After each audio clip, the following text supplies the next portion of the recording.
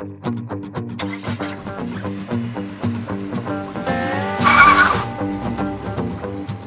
Riley is president of Local 1422 of the International Longshoremen's Association in Charleston, South Carolina. The ILA is one of a handful of unions still in existence in a state that passed right-to-work legislation in 1954.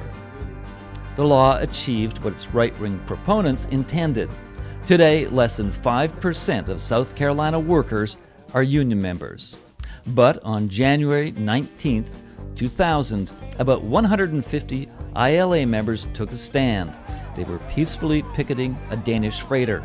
Its owners were using cheap non-union labor to unload. It was getting close to midnight when Riley noticed a small army of heavily armed police forming up on a darkened side street.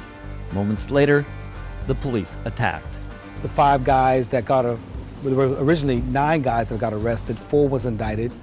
They were under house arrest for about 18 months. So there was a big legal battle. We had an awesome task on our hands to make sure that these 5 men did not go to prison, because if they did, then who was going to follow us out on a picket line ever again? So we waged a legal defense campaign all over the country and then literally all over the world in support of them. In the conclusion, we won their freedom. Their charge was dropped to misdemeanors and a $100 fine. We consider that a huge victory from facing up to 20 years in prison. The man behind the attack was South Carolina Attorney General Charlie Condon. Riley believes Condon ordered the attack in order to manufacture an incident that would give a boost to his political ambitions to run for governor.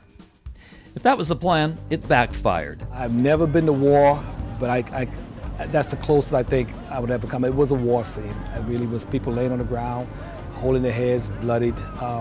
These people being shot up with rubber bullets. I remember breaking up the last struggle between one of our guys and a police officer. And when I had pushed our guy back to turn around to see if anyone else was in trouble, that's when an officer ran up and just clubbed me in the head. And all I saw was stars, of course, and I had a cap on. And as soon as I lifted the cap, because I felt a crevice in my head, and then the blood just, I could even see at that point. And so 2 of my members hooked me on the arm and started taking me out of there. And we got to the hospital, and I'm getting stitched up, and one of my guys came in and said, "It got pretty ugly out there tonight." And I said, "Yeah, I know." He said, "No, after you got hit is when it really got, chaotic out there, and a lot of folks got shot up and got arrested." The sheer violence of the police attack on peaceful, mostly black longshoremen sparked up public backlash against Condon and sympathy for the union. And to the delight of the longshoremen, Condon's political ambitions were flushed into the Charleston harbor. It ended his political career. He cannot win dog catcher in the state of South Carolina anymore. He is now just practicing law in a small law office east of the Cooper, just over the bridge here. You have to look very hard to see where the building is. But he's gone from being probably the darling of the Republican Party in South Carolina, heading up George Bush re-election campaign in South Carolina, and also looking to become the next governor.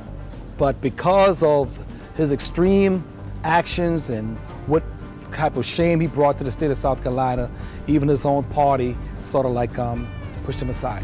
Contrary to what right-to-work advocates claim, Riley says he's seen firsthand that right-to-work laws don't bring prosperity. They bring lower-wage, non-union jobs that have hurt the economy by shrinking the middle class. And he has a passionate warning for Ontario union members. They should be very concerned, very concerned. I cannot overstate that. The fact that, like you said, how many years have we had right to work? South Carolina is among the lowest when it comes to income, per capita income. South Carolina is among the worst when it comes to all the social benefits that our members, that our citizens should be experiencing. Everything we aspire to be first in, we are dead last. And the things that we want to be last in, we are first. And that comes in education, income, housing, you name it. right to work is disastrous. It's the only entity that will benefit from right to work is the corporations. And you know, and for the rest of us who are in the working class, it's just a race to the bottom.